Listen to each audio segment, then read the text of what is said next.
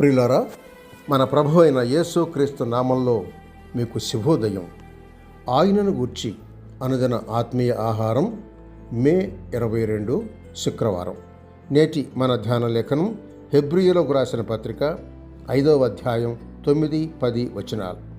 మరియు ఆయన సంపూర్ణ సిద్ధి పొందినవాడై మెల్కీసెదెకు యొక్క క్రమములో చేరిన ప్రధాన యాజకుడు అని దేవుని చేత పిలువబడి తనకు విధేయులైన వారికందరికీ నిత్య రక్షణకు కారకుడాయను. వ్యాఖ్యాన అంశం సంపూర్ణ సిద్ధి నొందిన క్రీస్తు 6వ భాగం. వ్యాఖ్యాన అంశం సంపూర్ణ సిద్ధి నొందిన క్రీస్తు 6వ భాగం. వ్యాఖ్యానం: సంపూర్ణ సిద్ధి నొందిన క్రీస్తు రక్షణ కార్యాలను మనం జ్ఞాపకం చేసుకుంటున్నాం. మొదటిగా సంపూర్ణమైన రక్షణకర్త అని, రెండవదిగా సంపూర్ణమైన యాజకుడని, మూడవదిగా సంపూర్ణ యాత్ర అని, ఈరోజు 4వది సంపూర్ణమైన నిరీక్షణ అని మనం ధ్యానం చేద్దాం. ఆ లేవీయులు యాజకులై ఉండగా ప్రజలకు ధర్మశాస్త్రం ఇవ్వబడెను కనుక ఆ యాజకుల వలన సంపూర్ణ సిద్ధి కలిగిన ఎడల అహరోను క్రమంలో చేరినవాడని చెప్పబడక మెల్కీసెదెకు క్రమము చొప్పున వేరొక యాజకుడు రావలసిన అవసరం ఏమిటి అని హెబ్రీకర్త 7వ అధ్యాయం 11వ వచనంలో చెప్తున్నాడు. నాశనము లేని జీవమునకున్న శక్తిని బట్టి నియమింపబడి మెల్కీసెదెకును పోలినవాడై ధర్మశాస్త్రము దేనికిని సంపూర్ణ సిద్ధి కలుగజేయలేదు గనుక అది నివారణ చేయబడను. అంతకంటే శ్రేష్టమైన నిరీక్షణ దాని వెంట ప్రవేశపెట్టబడను అని 11వ వచనం, 18, 20 వచనాల్లో చెప్పబడుతోంది.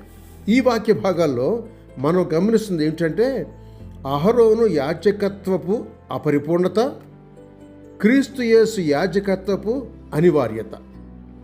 అహరోను మానవ సంతతికి ఆదాము నుండి సంక్రమించిన పాప స్వభావ వారసత్వానికి సంబంధించినవాడు. అతడు ఛాయారూపకమైన గుడారంలో పనిచేసినవాడు. అతడి బలి పశువులది. అహరోను చనిపోతే అతని కుమారులు యాజకులవుతారు. అది కొంతకాలమే. చివరకు ఈ యాజకత్వం నిలిపివేయబడింది. అంటే అతని యాజకత్వం మధ్యలో పుట్టి మధ్యలో ఆగిపోయింది. క్రీస్తు మానవ సంతతిలో పుట్టినవాడే. ఆయన దావీదు కుమారుడని, యోధా గోత్రికుడని చెప్పబడుతున్నాడు. దావీదు శ్రమలు, దావీదు రాచరికం జ్ఞాపకం చేస్తున్నాడు. దావీదు యాజకుడు కాదు. అందువల్ల మెల్కీసెదెకు క్రమంలో ఆయన యాజకుడు కావలసి వచ్చింది. మెల్కీసెదెకు షాలేము అనబడే యెరూషలేము రాజు యాజకుడు. దావీదు కూడా యెరూషలేము రాజే. దావీదు యాజక ధర్మాన్ని పునరుద్ధరించి పేరుకు తాను రాజైన దేవుడే నిజమైన రాజు అని ప్రస్తుతించాడు. మెల్కీసెదెకు వంశావళి లేనివాడు, జీవమునకు ఆది అంతం లేనివాడు. ఈ క్రమంలో యేసు యాజకత్వానికి ఆది అంతం లేదు. అసలు అన్ని కార్యకలాపాలకి వ్యవస్థలకి మూలం యేసే. కనుక ఆయన వచ్చి యాజకత్వం చేసిన తరువాత ఇక అహరోను యాజకత్వం దేనికి అవసరం లేదు. రాజే వచ్చి యుద్ధం చేస్తుంటే రాజు ప్రతినిధి యుద్ధం చేయాల్సిన అవసరం లేదు. చేసిన రాజుగారిలా పరిపూర్ణంగా విజయవంతంగా చేయలేడు. యేసు తీసుకువచ్చిన విషయాలన్నీ క్రొత్తవి, అయినా పాతవి. ఎందుకంటే ఆయన మొదటి నుండి ఉన్నవాడు కనుక. ఇక ఆయన తీసుకొచ్చిన క్రొత్త నిబంధనకు ఆయనే పూటకాపు అనగా ష్యూరిటీ లేదా గ్యారంటార్గా ఉన్నాడు. ఈయనలో ఉన్న విశేషం ఏంటంటే సంపూర్ణంగా తనను సమర్పించుకున్నవాడు, సంపూర్ణంగా రక్షించగలవాడు, సంపూర్ణ పూటకాపు.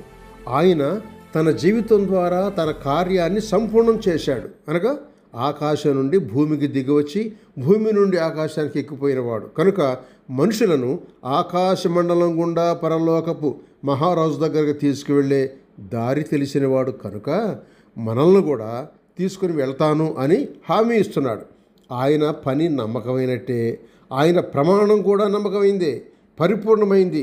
అంటే అనుకున్న హద్దును గమ్యాన్ని చేర్చగలిగేది. అందువలన ఆయన మనకిచ్చేది సంపూర్ణమైన నిరీక్షణ.